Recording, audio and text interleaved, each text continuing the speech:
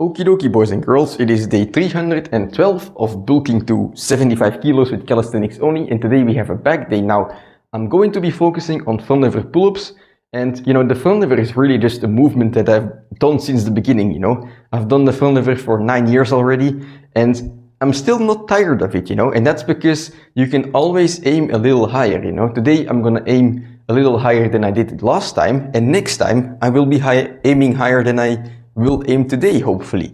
But I think it's like that's the fun part about training. This training is like a game where you can just, like in Pokemon, you level up your Pokemon, right? And then you beat bigger challenges, eventually the Elite Four. And it's kind of the same in training, where day to day you're getting stronger, and then eventually you're gonna reach these peaks where you attempt something big, something you never imagined yourself doing. But then you either succeed or you don't, but anyway, you got better in the process. And I think that's very fun. And it's also kind of this problem-solving journey, you have to figure out how to get stronger, because in the beginning, of course, you have newbie gains. I once started as someone who wasn't able to even do a muscle up, and then from there you get some newbie gains. Whatever you do, you're getting gains, basically, you're getting stronger. But that luck, or it's not luck, but the newbie gains, they run out. Eventually you hit a wall, and then you have to start problem solving. But that's the fun part, Then you can think to yourself, okay, why am I not getting stronger? Oh, maybe it is because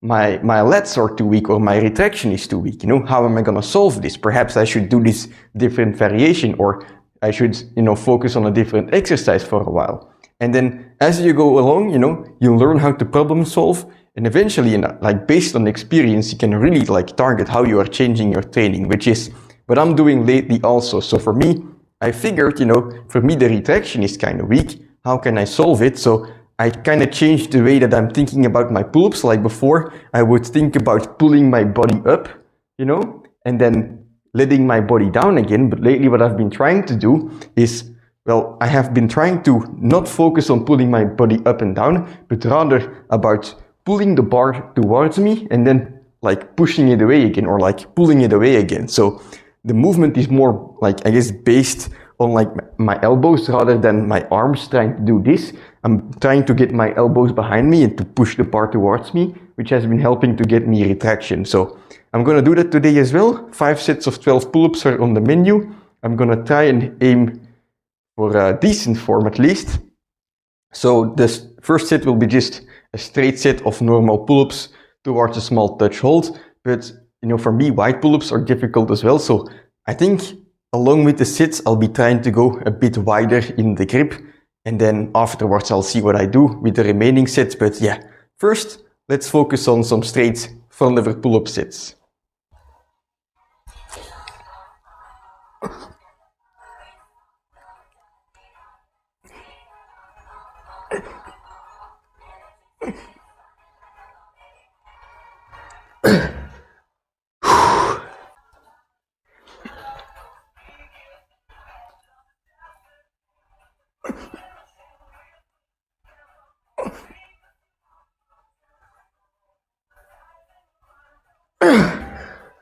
Alright, so these pull-ups, they were a bit wider.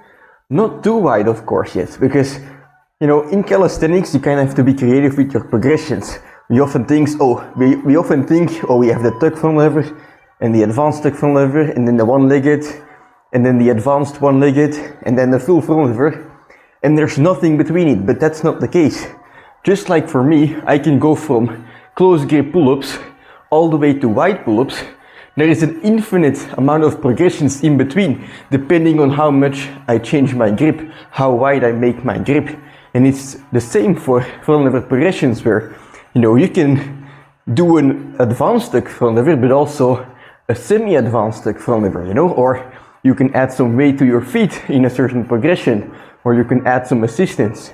And in that sense, you have an infinite amount of progressions. So if you're stuck on the advanced tuck front lever and you feel like you can't get to the one-legged front lever, try just not going straight to the one-legged front lever, but adding only a little bit of difficulty, add half a kilo to your legs, or make your grip a tiny bit wider, or do a different grip, right?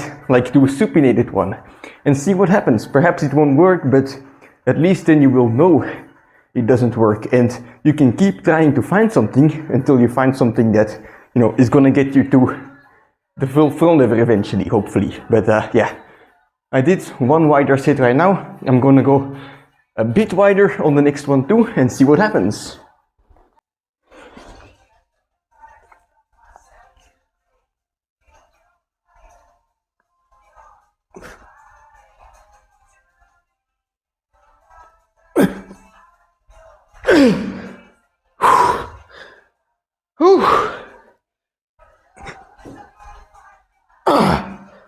Alright, that is impossible.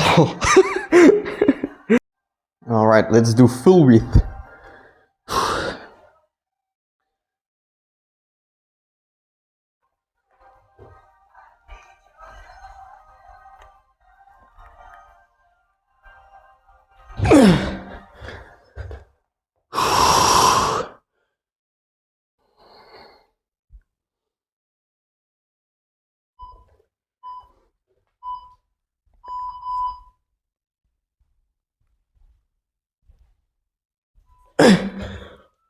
Oh, holy fucking shit, my back.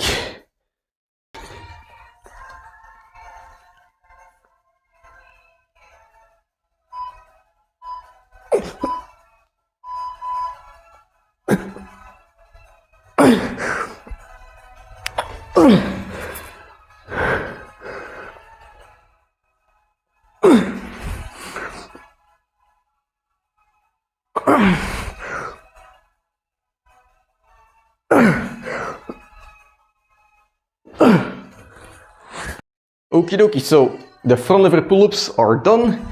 Very happy with how those went, to be honest. I think I made some progress, and now I'm gonna try and make some progress on the second exercise, which is gonna be a race into front lever from L hang. Now, it's very difficult, this movement, because you're kind of going against gravity, heading into a difficult position. So it's not like when you go from inverted hang into the front lever, you're letting gravity do its thing and allowing yourself to enter the position, but now you have to kind of go against gravity and push yourself up from the bottom, which is very difficult. But based on last time, you know, I did 5 reps, I think, in one set last time. 6 reps will be a good goal, and of course there are many ways to progress, reps of course being one of them, but also total volume, or the amount of volume you did in a certain time frame.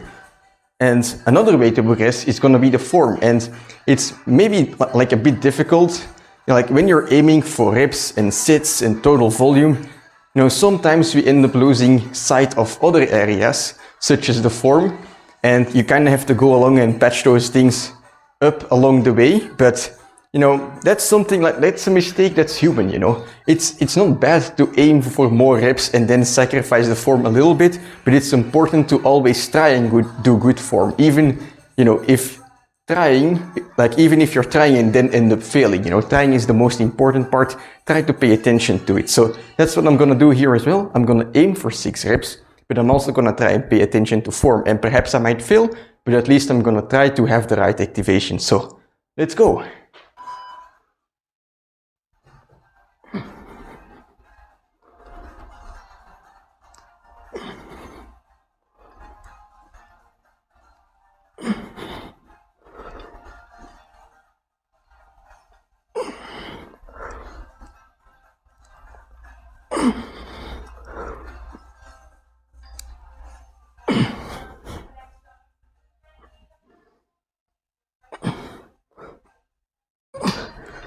All right, whew.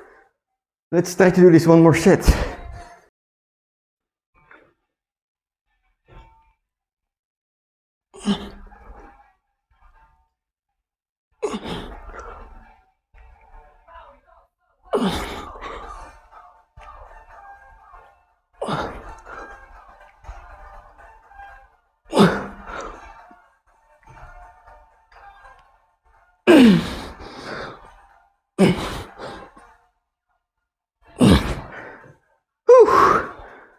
Those were some heavy sets.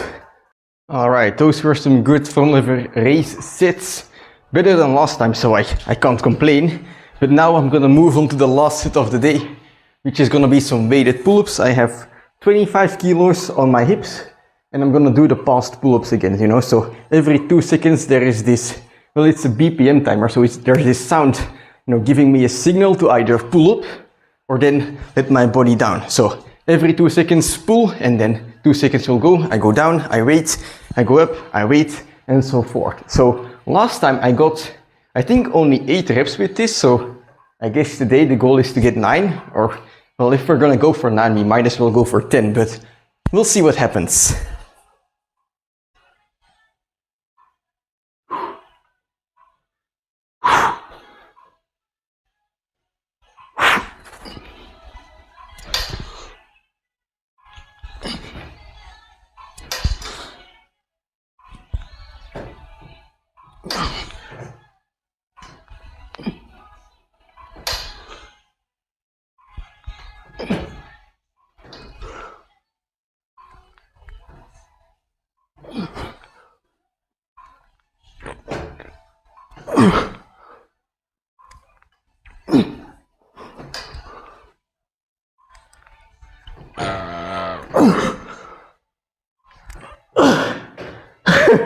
Alright, it ended up being 9 reps anyway. There was no way I was gonna do another pull on that one. Holy shit. Whew. But 9 reps, not too bad. The reason I do the reps slow and controlled on these pull-ups is, well, because for me the main focus is the front lever, and I just enjoy being strong at the pull-up as well. But because I have general strength from the front lever, I only need a small stimulus to become strong at the pull-up as well. So for me, usually doing 1 set to the max on pull-ups is gonna allow me to make progress. And so by doing the sets slow and controlled, I also make sure that I spend less energy on that 1 set, because yes, it's a max out, but at the same time, every rep is very hard. The difficulty is very hard. So in the end, when I have nothing more in the tank to do this, difficult rep, I still have some left over in the tank to do less difficult reps, you know. I would still be able to do uncontrolled reps, but I don't. So I'm saving some power that way. And I don't always do this, but I just switch it up once in a while, you know. For a few weeks, I'll do controlled reps. For the next couple weeks, I'll do less controlled reps, maybe, you know, a bit more spamming with high weight, or even spamming with no weight, you know. I just switch it up every once in a while to get a different stimulus. But yeah, that was a good set. Oof, quite pumped. So I can't complain. Okay, so that's it for today's training, and I'm very happy with how it went, you know. Like, it was a training as usual, but that's exactly what makes it good. That's exactly what makes it special, because not every time you're gonna get, you know, a full planche PR, or you're not gonna unlock a new progression every time, or you're not gonna get a 1 rep max on whatever lift, right? It's not gonna happen every time, but every time you train, you have an opportunity to make little PRs, you know? For example, for me today, it was the front lever pull-ups, you know?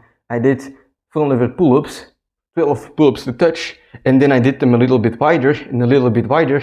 I hadn't done that before. The same thing on the front lever raises.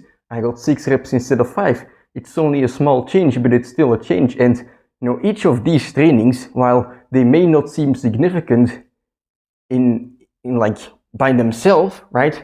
They are still all equally important when you chain them together.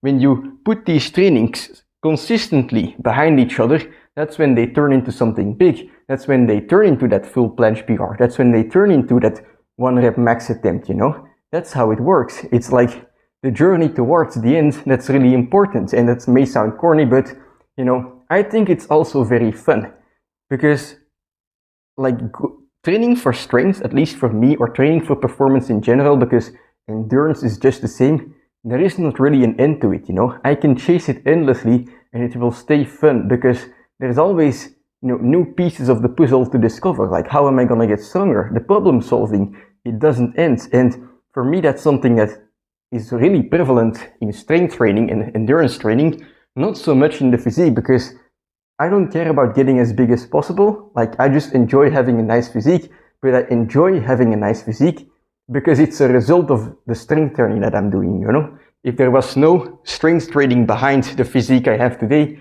I wouldn't care about it that much. So for me, there is an end to the road of aiming for a physique. That's why for me it's a secondary goal, because you know the strength and the endurance is where it's at. It's not going to end. I can endlessly chase it. That's exciting to me. But that doesn't mean that, you know, you shouldn't chase a physique if you don't want, if you want to, right? Because there's bodybuilders as well, and for them it's the opposite.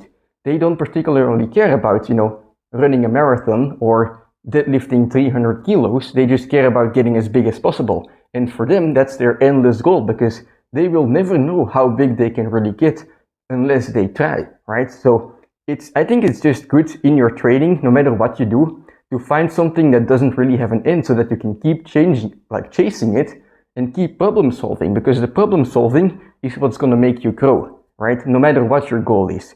And yeah, that is what is so exciting about training, right? But anyway, that's it for today's training. Very happy with how it went. I'm gonna head downstairs, have some dinner, and see you tomorrow for a leg day. So I'll catch you then.